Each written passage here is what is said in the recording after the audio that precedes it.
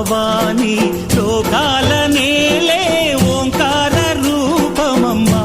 తల్లి నీ మహిమల్ని చూపవమ్మా